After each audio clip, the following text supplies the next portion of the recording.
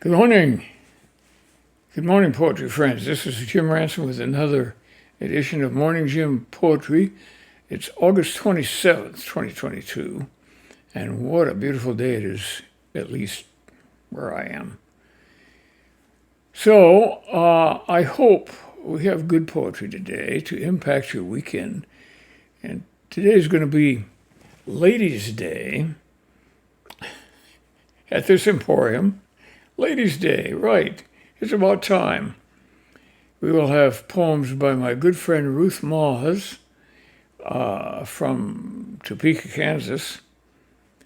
And these are from her book Valentine, which was, I think, published about 2019, just before the worst of the COVID hit us, and we fled to the hills, you might say. We'll read at least two of her excellent, whimsical, and witty poems, and then we'll hear from Dorian Lux from the book Poetry 180, which is a collection of modern poems by currently active poets that was put together by Billy Collins. These poems connect us to some of the best stylistic originality available today, at least among those poets of that bunch who are still understandable and comprehensible. And so let's just start with no further ado, and I'm going to read you a poem called The Plumber by Ruth Moss. And incidentally, this is from her book Valentine that was published, as I said. The faucet plunks a drip, drip, drip that will not stop, globbing the sink's active whiteness with its compulsion for blank porcelain, running up the water bill and wasting the sauce of life. No amount of faucet tightening changes its mind, as if the drip, once birthed, demands its fandango in the course of plumbing civilizations, having already plotted its spiral down the drain, down the sewer, down the river, and to all the down places. The arrival of my brother, however, with his big boots and box of heavy tools, scares it into arid submission. "What drip?" asks my brother, and I must admit all the power has shifted. Where can I find a plumber as I drip my days away, leaving fuddled nomadic spots and evaporating my sassy life? Will I end up in the down places too? Or will some big gorilla with carbon steel titanium carbide agility wrench put me into the colorless causeway where blemished is not an option? Well, I love that poem because I think we've all had the experience of having it drip, drip, drip, and we take the strainer off the faucet and clean it. That doesn't make a difference. And then we're looking for some way to stop that damn drip. But by the time the plumber gets there, it's not dripping anymore. Oh, how frustrating. Now, this is another Ruth Moss poem that I'm going to read next. And it is called Curriculum Vitae.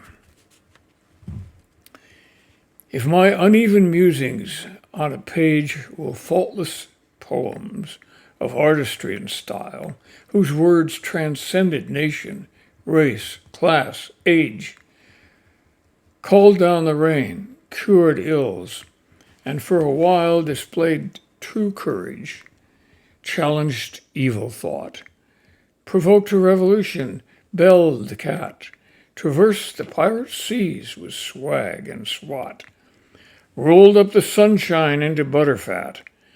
If I could capture such indentured power that lovers plucked my words to sway a heart, and death postponed its rendezvous an hour, and beauty bloomed while ugly fell apart, then, despite my sins along the way, by God, she is a poet, they would say.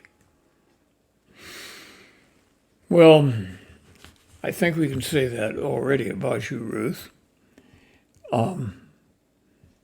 And let me just add that many of you will already have figured out that this was a classic sonnet. It's a sonnet, curriculum vitae. And it has a rhyming couplet at the very end, the 13th and 14th lines, that say, then despite my sins along the way, by God, she's a poet, they would say. Yes, we would. And then a comment about the rhyme scheme in the larger part of the sonnet.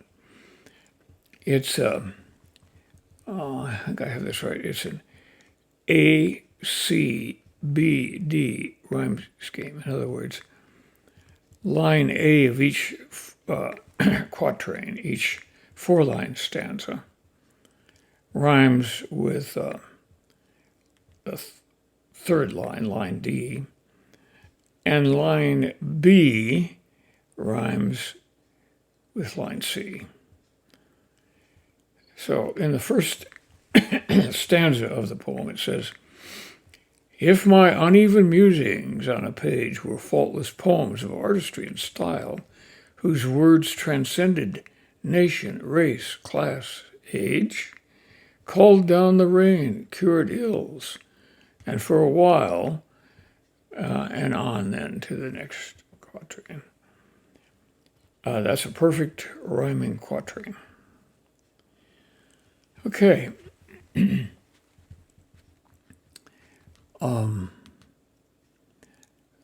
going to read a blank verse poem by Dorian Lux next. She's an academic poet, like most of them today. Ruth Moss is the exception, and I like that. Non-academic poet. Although Ruth loves to go to college and take and audit courses, and she's still doing that. But that's good. She's to be congratulated for doing that. I think I'd be a lot better off if I did that, but I'm too lazy. Okay, this poem by Dorian Lux, and that's spelled Laux, is called Singing Back the World. I don't remember how it began. The singing, that is, duty at the wheel in the middle of sentimental journey, the side of her face glowing, her full lips moving. Beyond her shoulder, the little houses sliding by, and Jerry, her frizzy hair tumbling in the wind's wing breeze, fumbling with the words, all of us singing as loud as we can, off key. Not even a semblance of harmony. Driving home in a blue comet, singing, I'll be seeing you, and love is a rose.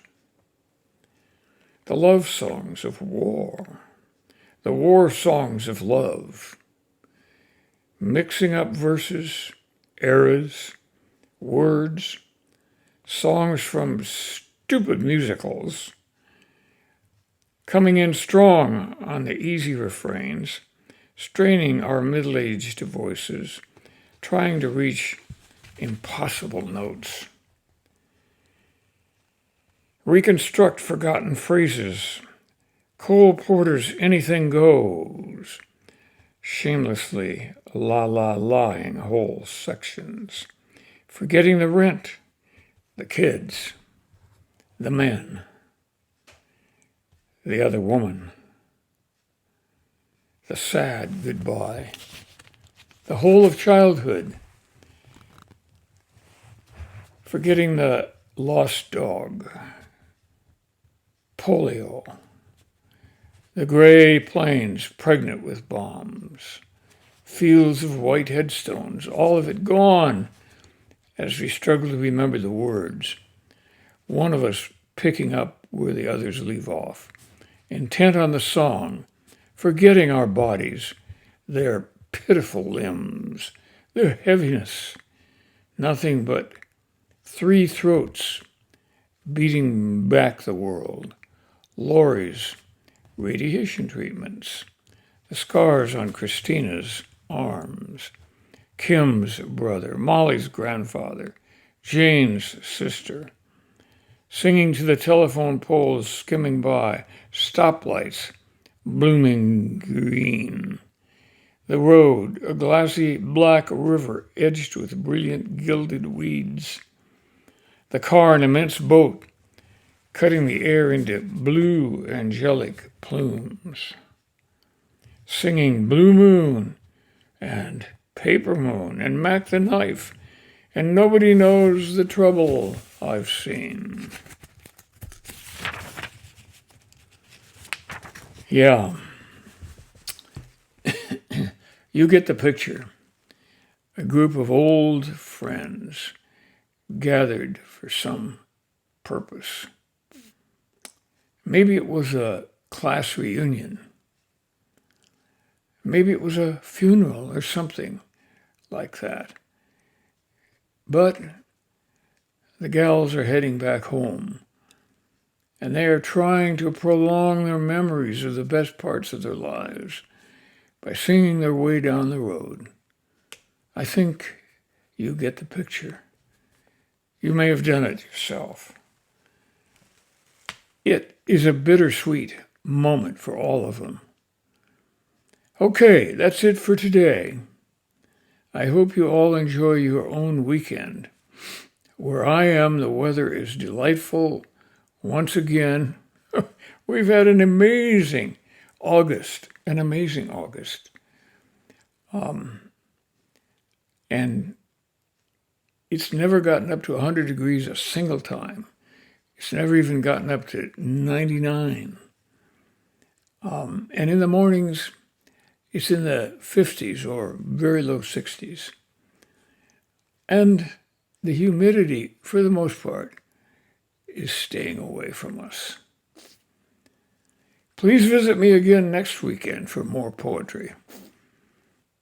And in the meantime, I'll try to send some of our weather your way wherever you are. Many thanks for being with me today, and I'll see you then. Bye now.